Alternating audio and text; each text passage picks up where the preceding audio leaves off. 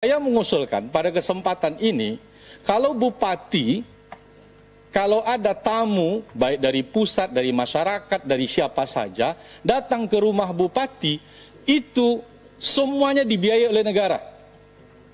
Tapi kepala desa, itu tamunya juga tidak kalah sedikit, banyak juga tamunya. Baik dari masyarakat yang mengadu, bahkan 24 jam tamunya. Begitu juga dari kecamatan, dari kabupaten. Tapi kepala desa tidak punya anggaran rumah tangga. Maka dalam hal ini saya mengusulkan mewakili fraksi PKS untuk melengkapi hak kepala desa ini agar kepala desa juga diberikan tunjangan rumah tangga bagi kepala desa.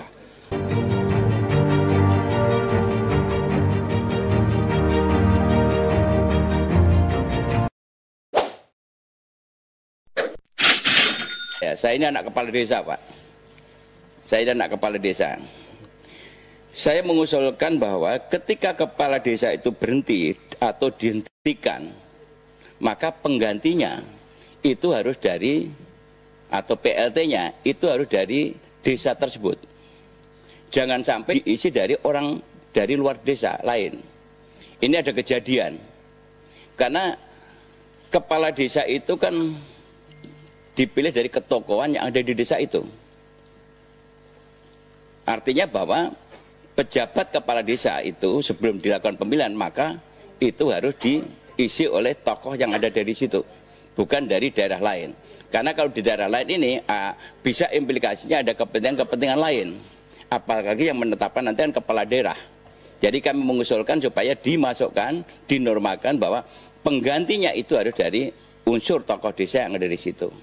Nih satu hal. Kemudian yang terkait dengan masalah catat ya, tunjangan, Pak. Ini kemarin waktu kami di Dapil, RT RW sudah mulai berdemo karena yang terkait dengan masalah tunjangan mereka yang sangat minim. Ya, perangkat desa ini, kepala desa dan perangkatnya itu, Pak, terutama kepala desa ya, mereka itu adalah garda terdepan.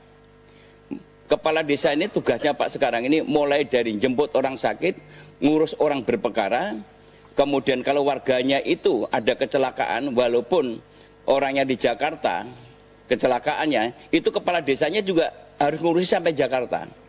Bahkan sampai pada proses hukumnya itu kadang-kadang kepala desa, artinya bahwa kepala desa itu adalah merupakan garda terdepan dalam tata kelola pemerintahan. Dan juga aparat perangkat desa. Oleh karena itu penghasilan dari atau menetap RT RW yang sekarang ini hanya ada yang 500.000 setahun, ada yang 300.000 setahun. Ini sangat memprihatinkan. Bahkan ketika Pak Yusuf Kala menjadi wakil presiden di periode yang lama, itu pernah mau ditingkatkan hampir sampai 2 juta ketika itu. Tapi Menteri Keuangan menolak ketika itu. Nah, oleh karena itu penghasilan tetap RT RW karena dialokasikan dari dana alokasi umum pemerintah kabupaten dan usulan kami ditambah tunjangan lain yang bersumber dari pendapatan asli desa. Jadi pemerintah desa itu kita berikan otoritas dalam mengelola keuangannya. Kalau kita mau serius bahwa pemerintah desa ini adalah merupakan bagian dari pemerintahan yang terbawah. Ini usulan kami supaya ada kewenangan di situ.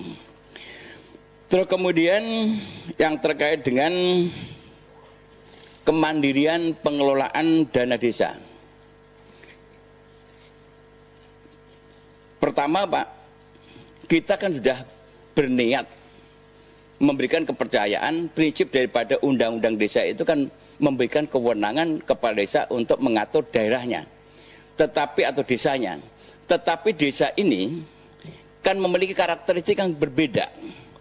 Ketika dialokasikan dana desa, kami mohon dalam undang-undang jadi diatur, berikanlah kemandirian kepala desa itu mengelola dananya, berikan kepercayaan. Jangan kepala desa itu selalu dicurigai. Diberikan kewenangan. Sehingga kepala desa itu bisa berinovasi membangun wilayahnya sesuai dengan kebutuhan desanya masing-masing. Kalau yang butuh jalan, bangun jalan. yang butuh ambulan katakanlah untuk kepentingan warga, kenapa tidak diizinkan? Padahal itu juga sama aja kesejahteraan masyarakat desa, aspek sosial. Nah ini Pak Mon juga bisa dirangkum, dimasukkan dalam undang-undang desa, dan kemudian kemandirian daripada pengelolaan dana desa menurut saya itu harus kita berikan kepercayaan. Namun kalau ada kecurigaan, wah nanti kepala desa kalau dikasih kewenangan terus menggunakan dana ini untuk kepentingan yang tidak pada posisinya atau tidak pada tujuannya, ya kita atur di situ. Katakanlah jangan dipakai studi banding, jangan dipakai untuk ini dan itu, menyponsori untuk wisata desa dan sebagainya, itu kita atur. Tetapi selama itu untuk kepentingan pembangunan yang membawa ajas manfaat daripada kepentingan desa, kita berikan kepercayaan kepala desa untuk mengelola uangnya sendiri.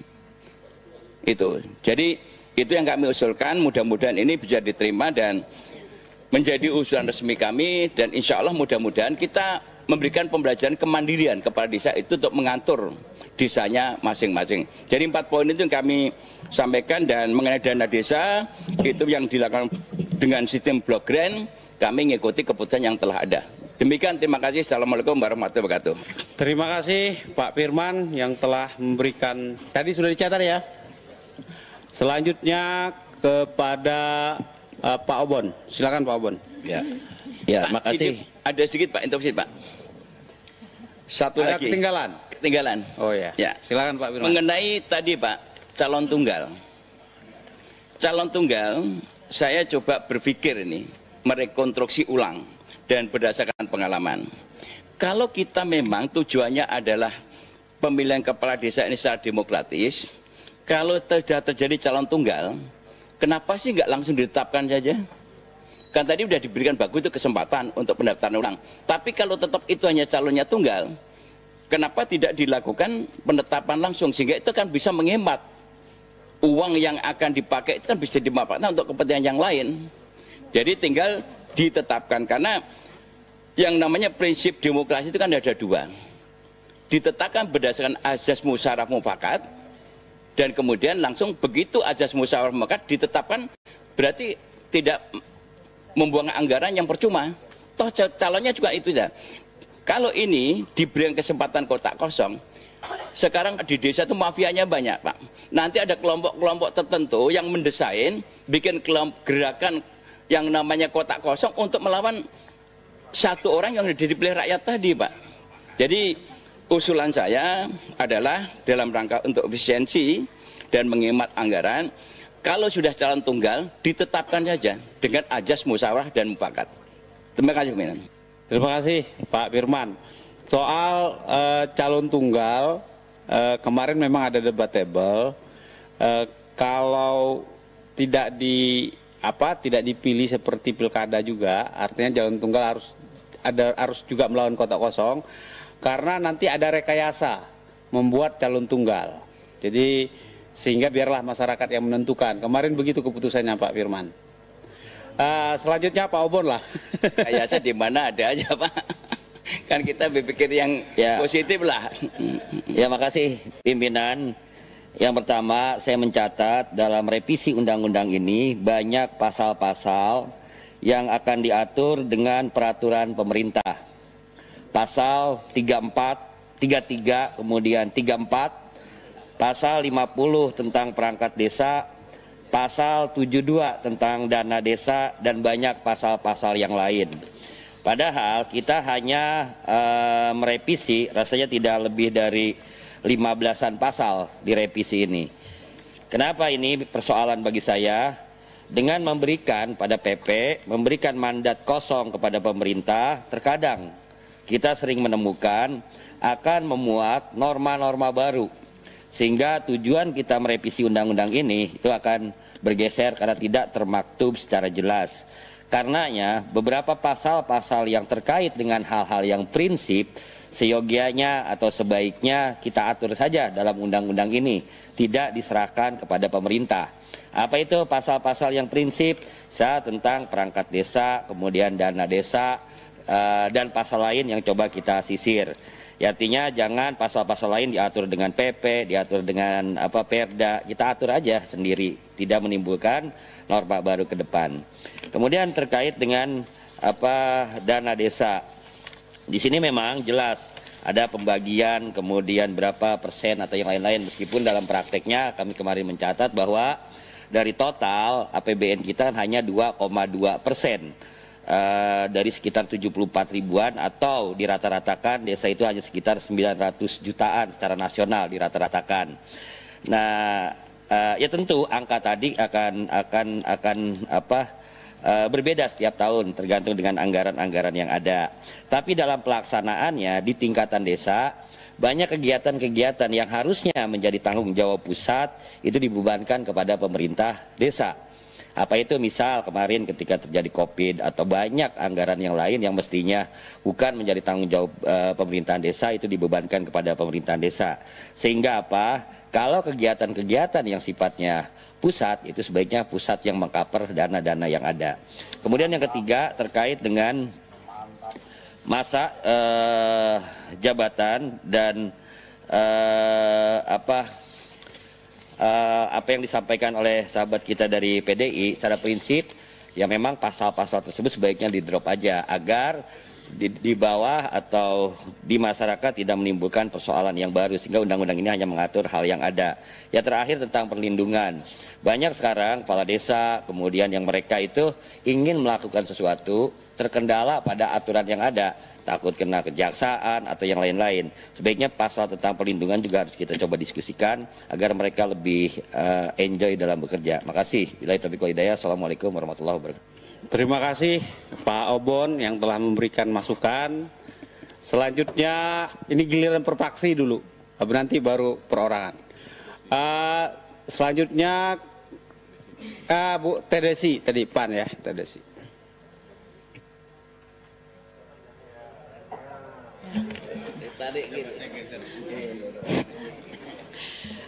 Mas JB lebih suka saya merapat ke beliau ternyata. Daripada ke KIB katanya, lebihnya ke sini. Oke.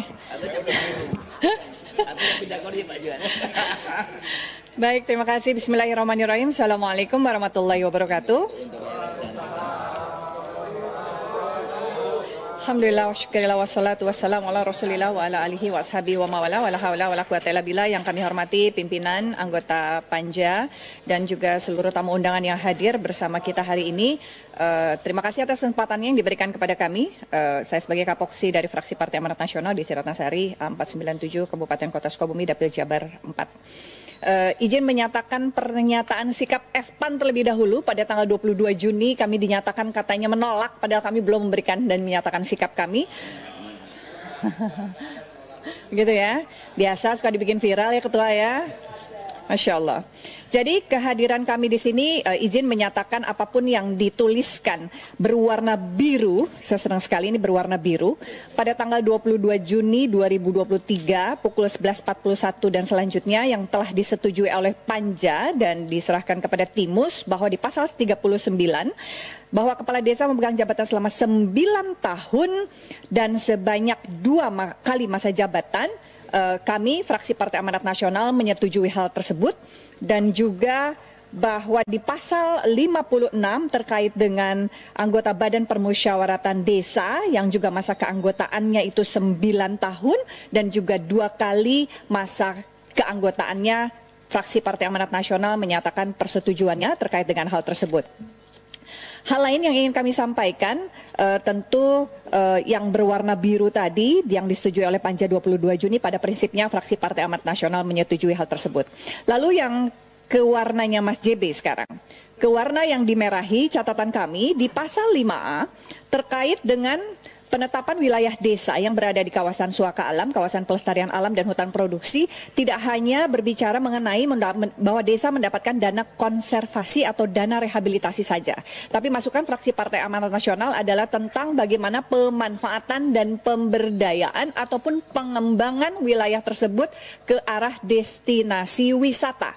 Entah itu destinasi wisata kalau memang diizinkan dan sudah ada kompromi atau MOU antara pemerintah desa dengan KL dengan kementerian ataupun lembaga pemerintah yang memiliki wilayah tersebut bisa juga dirubah menjadi destinasi wisata buatan ataupun destinasi wisata alam tanpa merusak wilayah ataupun taman nasional ataupun peruntukan alam yang memang sudah dikonservasi. Itu catatan pertama kami. Karena saat ini masih banyak terjadi dispute di antara KL maupun pemerintah desa. Pemerintah desa punya anggaran untuk mengembangkan wilayahnya, tapi kemudian terbentur oleh kepemilikan lahan. Jadi tidak hanya terbatas pada mendapatkan dana konservasi.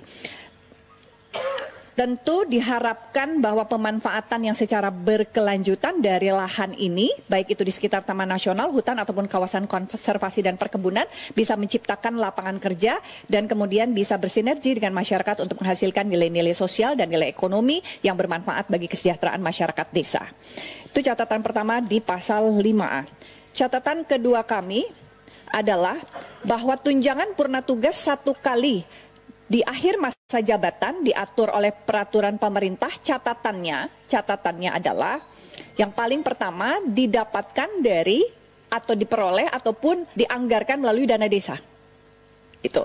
Lalu kemudian catatan yang berikutnya adalah diksi setelah selesai melaksanakan jabatannya dalam bentuk uang, bisakah dirubah? Kita seolah-olah kok mengajari pragmatisme gitu. Dari sejak kecil, dari sejak unit terkecil, pemerintahan terkecil di negara kita. Apakah bisa ada diksi lain yang dirubah selain bentuk uang? Itu catatan kami. Lalu kemudian catatan kami yang lain adalah terkait dengan pasal, sebentar ya Ketua, 72.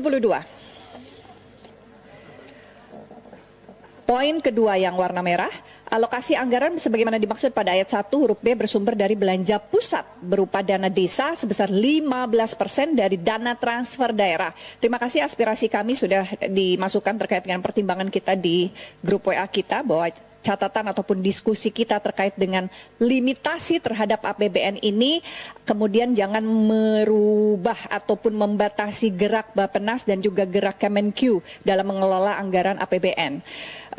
Tapi catatan kami bahwa dengan mengefektifkan program yang berbasis desa secara merata dan berkeadilan.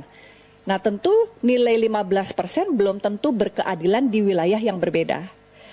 Pulau Jawa bisa jadi 15%-nya besar karena PAD-nya besar, jumlah masyarakatnya juga besar, transfer daerahnya juga besar. Tapi bagaimana dengan desa-desa yang ada di daerah 3T? 15%-nya pasti jadi kecil karena PAD-nya kecil, jumlah penduduk kecil.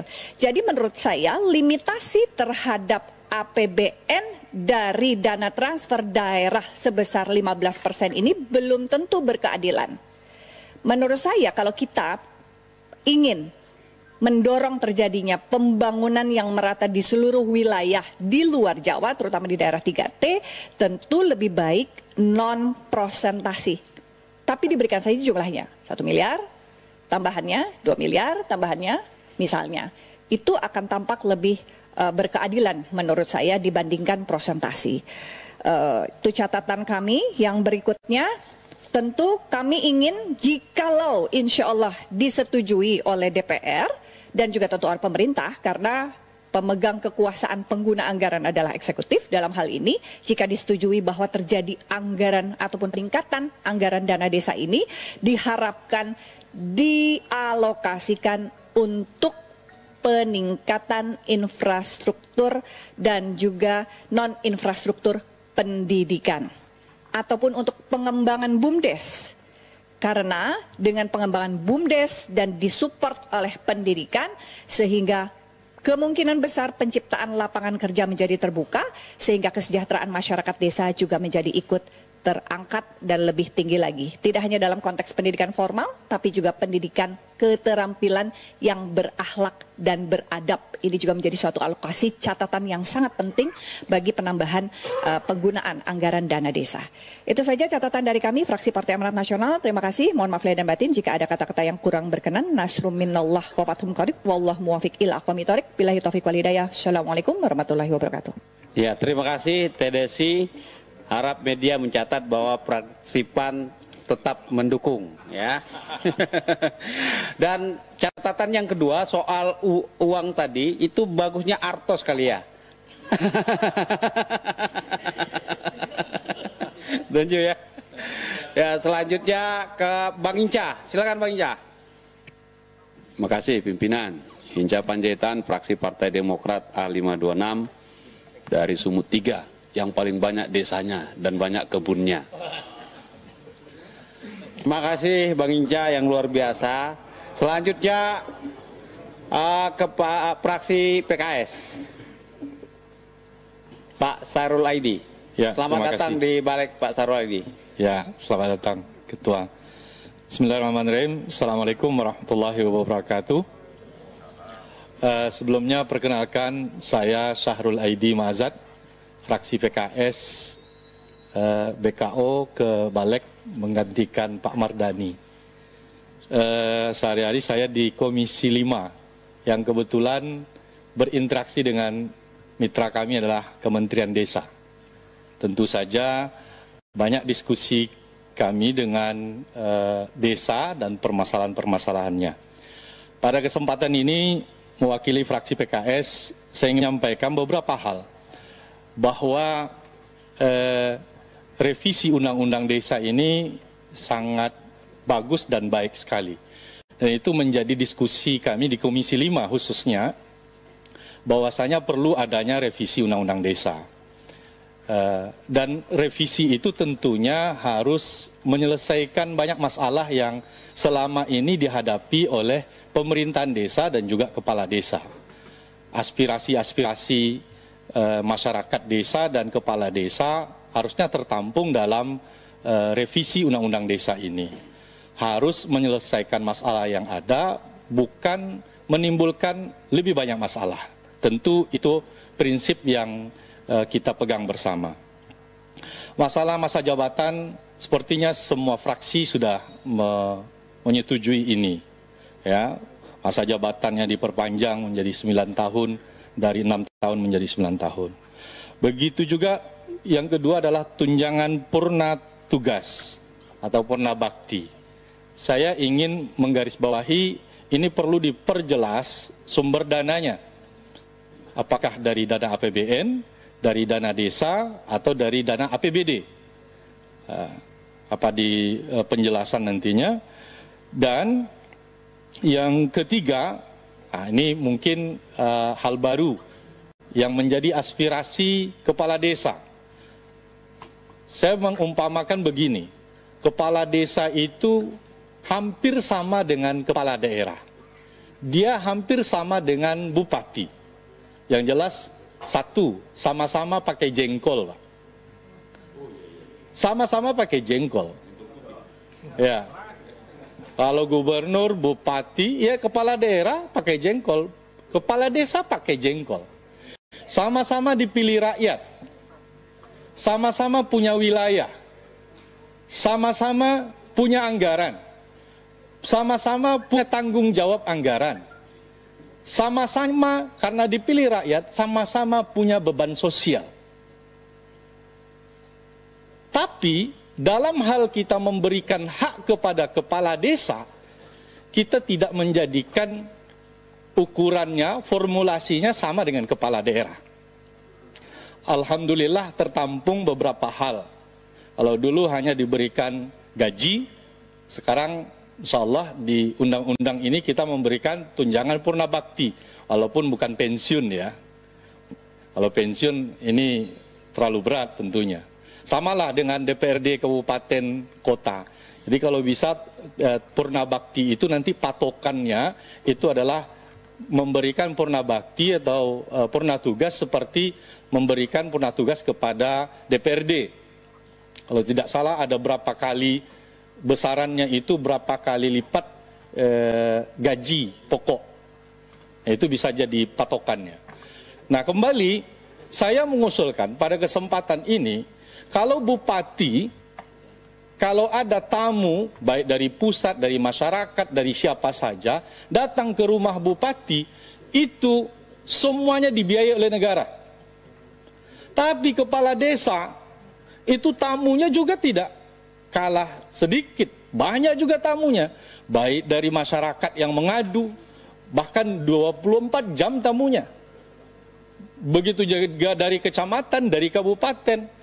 Tapi kepala desa tidak punya anggaran rumah tangga. Maka dalam hal ini saya mengusulkan mewakili fraksi PKS untuk melengkapi hak kepala desa ini agar kepala desa juga diberikan tunjangan rumah tangga bagi kepala desa. Besarannya itu kita bisa diskusikan. Kalau betul-betul kita mengakui bahwasanya kepala desa ini adalah pemerintahan terkecil di negara kita ini, menjadi ujung tombak dari pelaksanaan pemerintah, maka kami mengusulkan agar kepala desa diberikan tunjangan rumah tangga. Itu yang ketiga.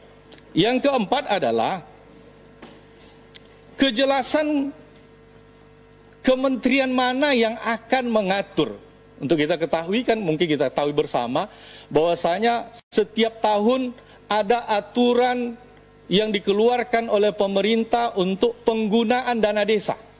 Hanya saja yang mengeluarkan aturan itu sekarang itu 2 kementerian. Kementerian Desa mengeluarkan, Kementerian Keuangan juga mengeluarkan tentang prioritas penggunaan dana desa. Yang membuat bingung para kepala desa. Sering juga overlap, sering juga berbeda antara aturan yang dikeluarkan oleh Kementerian Keuangan dan Kementerian Desa. Agar kita meminta, kalau bisa diikat dengan undang-undang ini, bahwasanya aturan prioritas penggunaan dana desa itu dikeluarkan oleh satu lembaga di negara ini. Apakah bentuknya ditarik ke atas menjadi PP atau peraturan pemerintah atau peraturan presiden. Kemudian, ini tadi juga menjadi diskusi dari teman-teman dari fraksi lain tentang kemandirian desa dalam mengatur anggarannya. Nah, fakta yang ada sekarang ini, contoh, dibuat persentase yang betul-betul mengikat desa untuk menganggarkan anggaran mereka. Contoh terakhir sekarang ini, dana BLT DD itu minimal 10%, maksimalnya 25%. Bahkan lebih ekstrim lagi tahun sebelumnya, 40% harus digunakan untuk BLT DD. Tidak melihat kondisi desa. Saya pernah menemukan satu desa tidak banyak penduduknya. Masyarakat miskin sudah tertampung dalam PKH. Tetapi ada ancaman dari aturan kementerian, kalau tidak sampai 40%, maka dana desanya dipotong. Ini betul-betul membuat desa itu kebingungan, antara dipotong atau dibelanjakan 40%, tapi tidak memenuhi kriteria. Nah, sekarang ini masih berlaku 10% minimal, 25% maksimal. Dan ada 20% dana yang digunakan untuk ketahanan pangan. Itu juga wajib. Di mana ada desa yang sudah menjadi lumbung pangan, mana mungkin lagi untuk menganggarkan di desanya ketahanan pangan. Intinya, boleh pemerintah membuat aturan prioritas, tapi cukup dengan programnya saja. Tidak harus dengan persentasenya. Karena persentase itu sama saja mengangkangi kemandirian desa dalam menganggarkan dana desa. Kemudian yang keenam, yaitu tentang gaji kepala desa dan perangkat desa. Khusus gaji kepala desa. Siltap yang diatur oleh pemerintah saat ini, gaji kepala desa itu 2.500.000. Banyak kepala desa ini yang ditolak oleh mertuanya, Pak. Iya, gajinya tidak sampai UMR. Jadi jarak antara kepala desa dengan kepala dusun itu hanya 250.000. Sementara kepala desa punya beban sosial, kepala desa punya beban tanggung jawab anggaran, kepala desa punya kegiatan yang begitu banyak. Kalau bisa, ini perlu dinaikkan gaji kepala desa minimal 3.500.000. Dan poinnya lagi adalah gaji kepala desa, tadi disebutkan, gaji kepala desa dan perangkat desa ini dipastikan menerima setiap bulan di awal bulan. Jangan dibuat kepala desa dan perangkat desa ini harus meminjam ke sana ke sini di awal-awal tahun itu. Bahkan mohon maaf, ini kejadian perangkat desa itu ada yang berpisah suami istrinya. Karena terlalu banyak suaminya ini minjam sama mertuanya, Pak. Iya. Iya. Ini fakta yang harus saya sampaikan. Saya kebetulan banyak berinteraksi dengan kepala desa, dengan perangkat desa. Maka harus nomenklaturnya harus diatur oleh negara, bahwasanya tidak lagi dalam bentuk anggaran gaji khusus kepala desa dan perangkat desa, tidak dalam bentuk kegiatan di ADD-nya. Mungkin nomenklaturnya yang memang mereka ini kan sudah full time untuk mengurus negara ini di desa, harusnya digaji per bulan sesuai dengan kebutuhan mereka. Jangan tidak dipusingkan mereka harus minjam ke sana ke sini. Barangkali ini beberapa catatan, mudah-mudahan TA nanti bisa merumuskan dalam bentuk pasal-pasalnya. Terima kasih. Assalamualaikum warahmatullahi wabarakatuh. Terima